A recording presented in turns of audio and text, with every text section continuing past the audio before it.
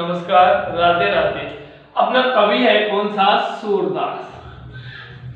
कि हिंदी साहित्य का एक काल हुआ था जिसका नाम है भक्ति काल। कौन सा काल हुआ? भक्ति काल। भक्ति काल की दो शाखाएं निकली, एक सगुण शाखा, एक निर्गुण शाखा। एक सगुण शाखा और दूसरी है निर्गुण शाखा। अब सगुण की भी दो काव्य धाराएं निकली, एक राम काव्य धारा और दूसरी अपनी कृष्ण काव्य धारा।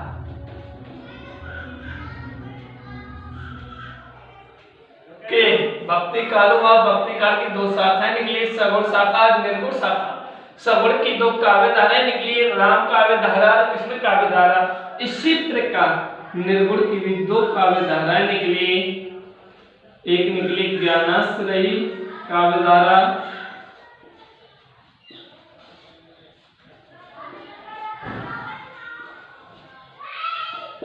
और अगली है अपनी प्रेमाश्रयी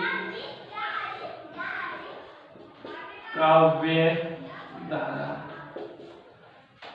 अब राम काव्य धारा के प्रतिनिधि जो कवि हुए, प्रमुख जो कवि हुए, उसका नाम है अपना तुलसीदास। उसी प्रकार कृष्ण काव्य धारा के प्रमुख कवि हुए, उसका नाम है सूरदास। ऐसे ज्ञानाश्रयी शाखा काव्य धारा के प्रमुख कवि हुए कबीर और ऐसे प्रेमाश्रयी के प्रमुख कवि हुए मलिक मोहम्मद जायसी। मलिक मोहम्मद जायसी। तो अपनी पहली पंक्ति स्टार्ट होगी कि सूरदास भक्ति काल के सगुण शाखा के कृष्ण काव्य धारा के कैसे कवि थे, प्रमुख कवि थे। तो यहां हो जाएगा अपना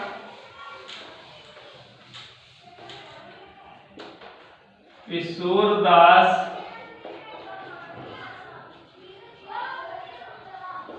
भक्ति काल की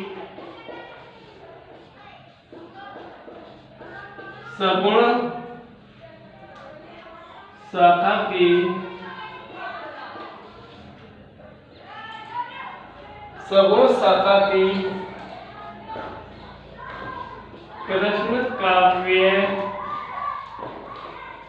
धारा के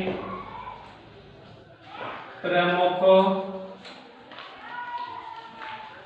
कवि थे। अब आगे कि उनका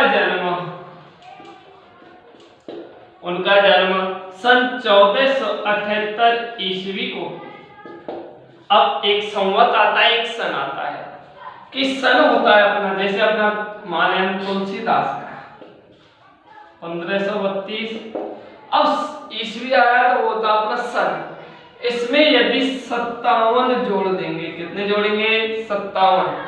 सन में 57 जोड़ेंगे और जो जोड़ेंगे वो हो जाएगा अपना विक्रम संवत। कौन सा संवत? विक्रम।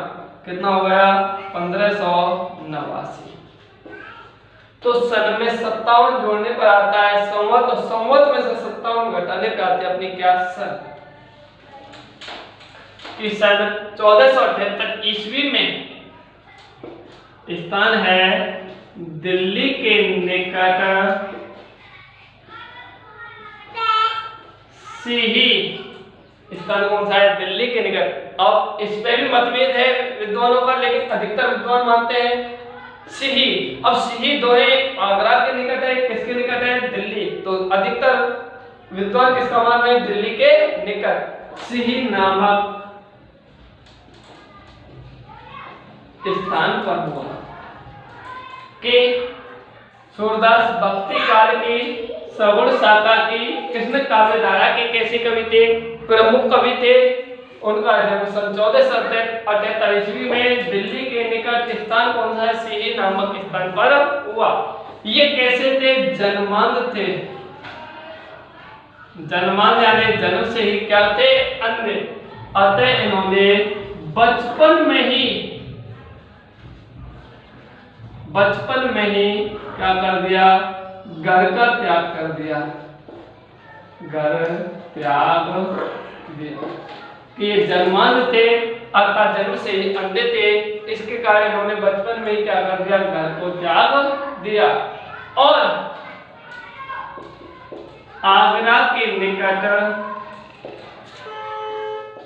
आगरा के निकट रौनकता नामक स्थान पर, मुख्य स्थान है ये कि आगरा के निकट कौन से स्थान पर, रौनकता नामक स्थान पर क्या करने लगे, निवास करने लगे। कि आगरा के निकट कौन से स्थान पर, रौनकता नामक स्थान पर ये क्या करने लगे, निवास करने लगे। और वहीं उनकी भेंट कौन से स्थान पर, रौनकता नामक स्थान पर भेंट किससे हो गई, वल्लवाचार्य से। किनकी भेंट किससे हो गई, रौनकता नामक स्थान पर उनका भेंट यानी मिलन किससे हो गया, वल्लवाचार्य से। और वल्लवाचार्य को इन्होंने क्या बना लिया, अपना गुरु। क्या बना लिया, गुरु। अब गुरु बना लिया। और दीक्षा, इसका अर्थ है शिक्षा। दीक्षा किससे ली, वल्लवाचार्य से। किससे शिक्षा ली, वल्लवाचार्य से। अब वल्लवाचार्य ने एक संप्रदाय चलाया, कौन सा, वल्लभ संप्रदाय। कि सूरदास वल्लभ संप्रदाय के कैसे कवि थे, प्रमुख कवि। और वल्लभ संप्रदाय में किसकी पूजा की जाती है, राधा व श्री कृष्ण की। कि वल्लभ संप्रदाय के आगरा के निकट क्या करने लगे, रौनकता नामक स्थान पर निवास। वहां उनका मिलन किससे हो गया, वल्लवाचार्य से। वल्लवाचार्य को क्या कर लिया, अपना गुरु बना लिया। और वल्लवाचार्य से क्या की शिक्षा कौन से संप्रदाय की, वल्लभ संप्रदाय की। वल्लभ संप्रदाय के प्रमुख कवि कौन थे, सूरदास। वल्लभ संप्रदाय में राधा व श्री कृष्ण की क्या की जाती है, पूजा। इन्हें वल्लभ संप्रदाय के हो गए। तब वल्लवाचार्य ने गोवर्धन स्थित श्रीनाथ का मंदिर है, गोवर्धन में किसका मंदिर है, श्रीनाथ मंदिर का इन्हें क्या बना दिया, अधिपति यानी अधिकारी बना दिया। किसको बना दिया अधिकारी, सूरदास को। सूरदास, अब उनके काव्य के बारे में बात करते हैं कि सूरदास को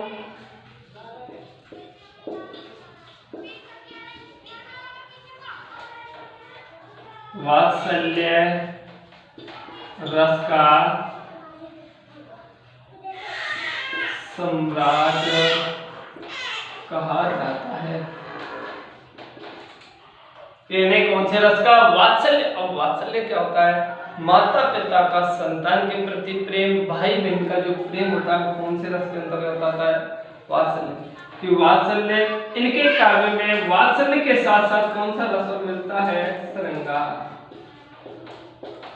कौन सा रस मिलता है, श्रृंगार। कि उनके काव्य में,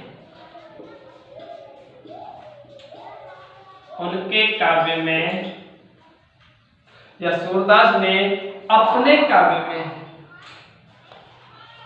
अपने काव्य में श्री कृष्ण की लीलाओं का वर्णन किया है। कि सूरदास ने अपने काव्य में किसकी लीलाओं का वर्णन किया है, श्री कृष्ण की लीलाओं का। काव्य की भाषा है कौन सी, ब्रज। काव्य भाषा कौन सी है इनकी, ब्रज। एक बार वापस कि सूरदास भक्ति काल की सवर शाखा की कृष्ण काव्य धारा के कैसे कवि थे, प्रमुख कवि थे। उनका जन्म सन 1476 ईस्वी में दिल्ली के निकट स्थान है कौन सा, सी नामक स्थान पर हुआ। ये जन्म से कैसे थे, अंधे। इसके कारण उन्होंने बचपन में क्या कर दिया, घर का त्याग कर दिया। और घर को त्यागने के बाद ये आगरा के निकट कौन से स्थान पर रहने लगे? रौनकता नामक स्थान पर निवास करने लगे। वहां उनकी भेंट, यहाँ भेंट शब्द का अर्थ होता है अपना क्या? मिलन। किससे हुआ? वल्लभाचार्य से। और वल्लभाचार्य को अपना क्या बना लिया? गुरु। अब वल्लभाचार्य ने को गुरु बना लिया और वल्लभाचार्य से दीक्षा यानी क्या की? अपनी शिक्षा।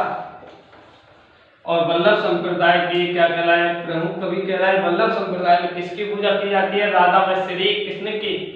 कि वल्लभाचार्य ने गोवर्धन स्थित श्रीनाथ मंदिर का इन्हें क्या बनाया? अधिपति यानी प्रमुख प्रधान बनाया। सूरदास को वात्सल्य रस का सम्राट कहा जाता है। इनके काव्य में वात्सल्य के साथ साथ कौन से रस का समावेश है? श्रृंगार रस का। उन्होंने अपने काव्य में श्री कृष्ण की लीलाओं का वर्णन किया है। काव्य की भाषा कौन सी है? ब्रज। अब इन्होंने एक वो चलाया संप्रदाय कि ये सूरदास अष्ट छाप के, यानी इनके शिष्यों कितने थे? वल्लभाचार्य के 8 शिष्य थे, जो किस नाम से जाने जाते? अष्ट छाप के नाम से। कि अष्ट छाप के प्रमुख कवि कौन थे? सूरदास। कि अष्ट छाप के प्रमुख कवि कौन हुए? सूरदास। आगे है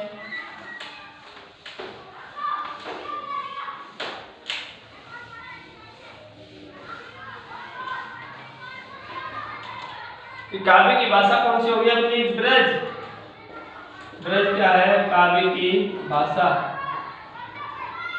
काव्य भाषा कौन सी है इनकी? ब्रज। आगे है इसके बाद उनके काव्य हैं सूरसागर, सूरसारावली और साहित्य लहरी।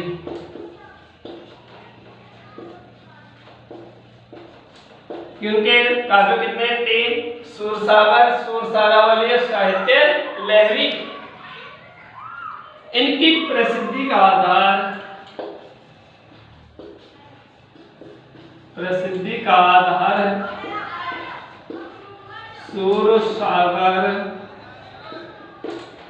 सूरसागर का कौन सा प्रसंग है? भ्रमर गीत। इनकी प्रसिद्धि का आधार कौन सा है? सूरसागर का कौन सा है? भ्रमर गीत। अब भ्रमर गीत है, इसमें क्या है? उद्धव व गोपी संवाद। उद्धव व गोपी संवाद है, वह किसके अंतर्गत आ रहा है? भ्रमर गीत के। उद्धव व कौन सा संवाद? गोपी संवाद है, वो कहां? तो उनकी प्रसिद्धि का आधार कौन सा? सूरसागर का भ्रमर गीत है। भ्रमर गीत में किसके बारे में है? उद्धव व गोपियों के बारे में जो वार्तालाप हुआ है वह कहां है? उद्धव गोपी वार्तालाप भ्रमर गीत में। आगे है उनकी मृत्यु सन 1583 ईस्वी में पारसोली नामक स्थान पर हुई। क्या है उनकी क्या मृत्यु?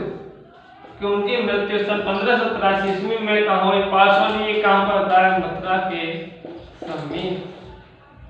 तो एक बार वापस काव्य की भाषा ब्रज। उनका काव्य 3 है। सूरसागर, सूरसारावली, साहित्य लहरी। प्रसिद्धि का आधार सूरसागर का कौन सा गीत रहा है? भ्रमर गीत। भ्रमर गीत में है क्या? उद्धव व गोपियों के बारे में जो वार्तालाप हुआ है कहाँ है? अपना भ्रमर गीत में। मृत्यु सन 1583 ईस्वी में पारसोली नामक स्थान पर हुई। पारसोली कहाँ पड़ता? अपना मथुरा में। और ये यही समाप्त।